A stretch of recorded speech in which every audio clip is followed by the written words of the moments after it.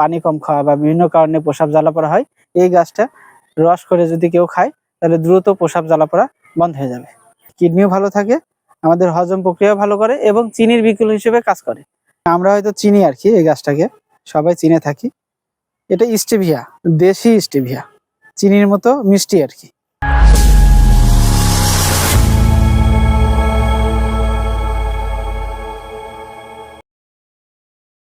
আসসালামু আলাইকুম, আমি হাকিম মানিকুজ্জামান। আজকে আরেকটি গাছ নিয়ে কথা বলবো, যেটা আমাদের জন্য খুবই গুরুত্বপূর্ণ।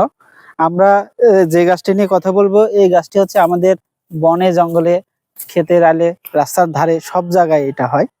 আমরা হয়তো চিনি আর কি, এই গাছটাকে সবাই চিনে থাকি। এটা স্টেভিয়া, দেশি স্টেভিয়া, চিনির মতো মিষ্টি আর কি।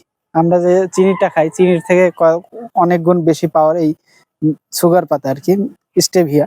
এটা আমাদের দেশে প্রচুর হচ্ছে, যেটা হচ্ছে বাণিজ্যিক আকারে চাষ করছে, কিন্তু এটা না, কিন্তু এটা আমাদের দেশীয় আর কি। কিন্তু এটার একটা বিশেষ গুণ আছে, এই পাতাটা ছেঁচে রস করে যাদের প্রস্রাব জ্বালা পোড়া হয় নিয়মিত আর কি, কন্টিনিউ পানি কম খাওয়া বা বিভিন্ন কারণে প্রস্রাব জ্বালা পোড়া হয়, এই গাছটা রস করে যদি কেউ খায় তাহলে দ্রুত প্রস্রাব জ্বালা পোড়া বন্ধ হয়ে যাবে। নিয়মিত এটা খাওয়া যায় আর কি। কিডনিও ভালো থাকে, আমাদের হজম প্রক্রিয়া ভালো করে এবং চিনির বিকল্প হিসেবে কাজ করে। এটা দেশীয় স্টেভিয়া।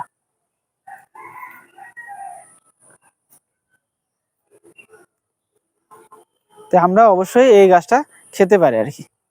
ধন্যবাদ সবাইকে।